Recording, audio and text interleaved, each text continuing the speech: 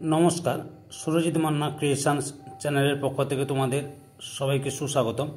আশা করি তোমরা সকলে ভালো এবং সুস্থ আছো।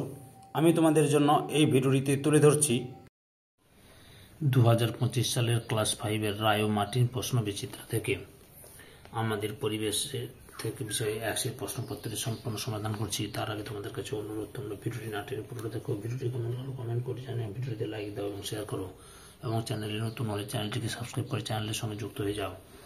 তোমরা আমার এই চ্যানেলের মাধ্যমে ক্লাস 5-এর রায় ও মার্টিন প্রশ্নবিচিত্রা থেকে আমাদের পরিবেশ এবং বাংলা এই দুটো বিষয়ের সমাধান পাবে। এখন আমাদের পরিবেশ বিষয়ে 100 প্রশ্নপত্রের সম্পূর্ণ সমাধান করছি। 215 নম্বর পেজে 13 নম্বর model school Serampore girls high school স্কুলের প্রশ্নপত্র সেটটি আলোচনা করছি। এর আগে আমি 1 থেকে 12 নম্বর সেট পর্যন্তগুলি আলোচনা করে দিয়েছি। তোমরা ওই ভিডিওগুলো দেখতে চাইলে আমার চ্যানেলের প্লেলিস্টে গিয়ে দেখে নাও, নাহলে এই ভিডিওর ডেসক্রিপশনে তার লিঙ্ক দেওয়া আছে, ওখানে ক্লিক করে দেখে নিতে পারো। আলোচনা শুরু করছি। 1 থেকে নিম্নলিখিত প্রশ্নগুলি 2-1 কথায় উত্তর দাও। 1.1 হুগলি নদীর অপর নাম কি? গঙ্গা। 1.2 বিষ্ণুপুর শহরটি কোন জেলায় অবস্থিত? বাঁকুড়া জেলায়। 1.3 পশ্চিমবঙ্গের সর্বোচ্চ শৃঙ্গের নাম কি? সান্দাকফু। 1.4 বাঁশের কেল্লা কে তৈরি করেছিলেন? তিতুমির। 1.5 স্বাধীন ভারতের প্রথম প্রধানমন্ত্রী কে ছিলেন? জওহরলাল নেহরু। 1.4 মালভূমি অঞ্চলে মাটির রং কিরকম? লাল। 1.7 ঘুম রেলওয়ে স্টেশন কোন জেলায় অবস্থিত? দার্জিলিং জেলায়। 1.8 রবীন্দ্রনাথ ঠাকুর তার কোন কাব্যগ্রন্থের জন্য নোবেল পুরস্কার পান? গীতাঞ্জলি। 1.9 একশৃঙ্গ বিশিষ্ট গন্ডার কোথায় দেখতে পাওয়া যায়? জলদাপাড়ায়। 1.10 কাকে কান্দিভুড়ি নামে আখ্যা দেওয়া হয়? মাতঙ্গিনী হাজরাকে।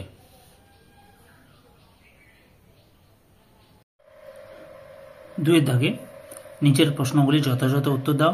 2.1 নিত্যবহ নদী কাকে বলে? উদাহরণ দাও। যে সমস্ত নদী বরফ গলা জলে পুষ্ট, সারা বছর নদীতে জল থাকে এবং নৌপরিবহনযোগ্য, সেই সমস্ত নদীকে বলা হয় নিত্যবহ নদী, যেমন গঙ্গা, জলঙ্গি ইত্যাদি।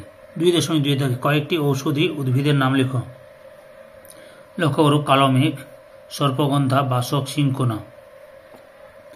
2.3 মাছ ধরার জন্য কি কি ধরনের জিনিস ব্যবহার করা হয়?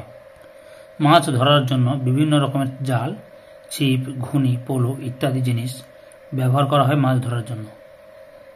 পরের প্রশ্ন, 2.4 ইংরেজরা বাংলাকে দুভাগ করেছিল কেন? ইংরেজ শাসনকালে বাংলাদেশ ও ভারত পরস্পর সংযুক্ত ছিল। সেই সময় অবিভক্ত সুবিস্তৃত বাংলাদেশ শাসন কার্য পরিচালনায় অসুবিধা দেখা দেয়। এই জন্য 1905 খ্রিস্টাব্দে 7 আগস্ট লর্ড কার্জন হিন্দু মুসলিমদের মধ্যে বিভেদ তৈরি করে বাংলা ভাগের নীতি ঘোষণা করেন। 2.5 কোন কোন ফসল চাষে জল কম লাগে? লক্ষ্য করো, মটর, অড়হর, মসুর, বিউলি, বরবটি, সিম ইত্যাদি চাষে জল কম লাগে। 3 দাগে নিচের প্রশ্নগুলি সংক্ষিপ্ত উত্তর দাও, যে কোনো দুটি। 3.1 আমাদের দেশের সংবিধান কে রচনা করেন? আমাদের দেশের সংবিধান রচনা করেন আম্বেদকর, বি আর আম্বেদকর। বি আর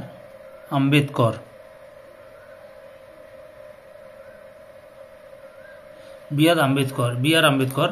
তারপর কি রয়েছে? কেন আমরা সাধারণতন্ত্র দিবস পালন করি? সাধারণতন্ত্র মানে সাধারণ মানুষ দেশ চালাবে। ভারতের যে কোনো সাধারণ মানুষ ভোটে জিতে সরকারের প্রধান হতে পারবে। আমরা আমাদের দেশ কেমনভাবে চালাবো তার নিয়ম 1950 সালে 26শে জানুয়ারি চালু হয়েছিল, তাই আমরা 26শে জানুয়ারি সাধারণতন্ত্র দিবস পালন করি। 3.2 দাগে ডিভিসির পুরো কথাটি মানে কি? ডিভিসির পুরো কথাটি হলো দামোদর ভ্যালি কর্পোরেশন। পরের প্রশ্ন, ডিভিসি তৈরি করার সুবিধা ও অসুবিধাগুলি লেখো। উত্তরটি লেখো। সুবিধা এখান থেকে শুরু করবে, পরপর লিখে নেবে সুন্দর করে, অসুবিধাও লিখবে। হয়েছে, এত পর্যন্ত লিখবে। 3.3 বন থেকে আমরা কিভাবে অর্থনৈতিক সুবিধা পেয়ে থাকি? লক্ষ্য করো, বন থেকে এখান থেকে শুরু করবে, এত পর্যন্ত লিখবে, বন থেকে আমরা কি অর্থনৈতিক সুবিধা পাই।